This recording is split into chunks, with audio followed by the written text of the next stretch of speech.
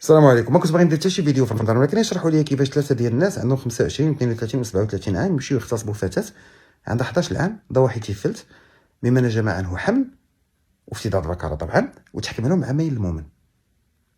حتى المؤمن حشومه نقول الايمان يا ربي تسمح لي بزاف عليهم. عامين الحبس استنادا الى اي مرجعيه، استنادا الى اي نص قانوني. واش كاين هناك ظروف تخفيف؟ ماذا اوجب ظروف تخفيف؟ واش هاد واش هاد الهيئه ديال الحكم اللي عطات هاد الحكم هذا كانت في كامل الوعي ديالها؟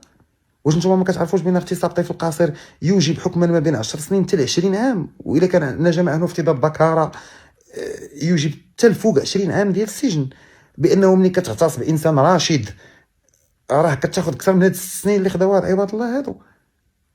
خاص مراجعه الحكم. واش حنا ديما غنبقاو الجمعيات الحقوقيه خرجوا ينددوا بشي حكم بحال هكا ما كتفهمش ساسو من راسو؟ راه يمكن لكم تدخلوا فيها حتى تكوين عصابه اجراميه. راني تعرضوا لي ثلاثه في الزنقه نقول لهم تعرضت لي عصابه نسميهم سمياتهم ولا نقول لهم شحال عندهم من عام. واش نتوما ما كتفهموش بانكم درتوا لنا الشوهه على المستوى الدولي؟ لانه ملي مشيت نبحث على المعلومه باش عرفت بانه ها الغرامه اللي تحكم بها وها عدد السنوات، لقيت كاع الجرائد ديال العالم كاتبين على هذه المصيبه هذه. دات الشفيره ديال المانيا والجرائد ديال فرنسا وسكاي ديال الميريكان ولونجلتير حتى هما والجزيره ديال قطر والعربيه ديال السعوديه. الله وديها الشرفه في قضيه اعتبروها واضحه وضوح الشمس، باش يجي السيد الوزير يقول لنا في الاخر حتى انا تفاجئ. الله وديها الشريف، ما عندكش الحق تقول تفاجئتي. خاصك تدوا باسي على الاكسيون، خاصك دوز تشوف شنو هما الاجراءات اللي غادي تاخذها باش الحكم تتم المراجعه ديالو. واش تفعيل مسطره الاستئناف، واش شوف اللي غدير. راه ما يمكنش هذه وصمه عار على جبين القضاء المغربي، ما يمكنش. شنو هادشي دابا؟ وعاد دابا حتى هاد الناس اللي يقولوا كيفاش الظروف التخفيف ولا علاش هاد العامين، حتى هذوك الناس اللي مولفين كيعيبوا على القضاء ما عندهم منين يقول لك لا راه حق عنده الفلوس ولا عنده نفوذ ولا عنده شي حاجه. ما عندهمش حتى علاش يدويو. مواطنين عاديين تعداو على مواطنه. ما قضيه ما عندها لا ابعاد سياسيه لا ابعاد دوليه حتى شي حاجه، قضيه عاديه كان خاص الحكم يكون فيها عادل.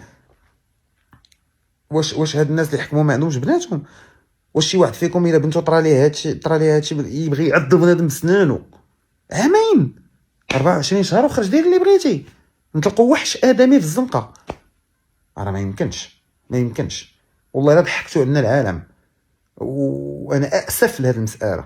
الا كنتم محتاجين التكوين المستمر ولا محتاجين انكم تعاودوا تراجعوا الدروس ديالكم ولا محتاجين اننا نشوفوا اي حل نشوفوه، راه ما يمكنش عامين. كيفاش عامين؟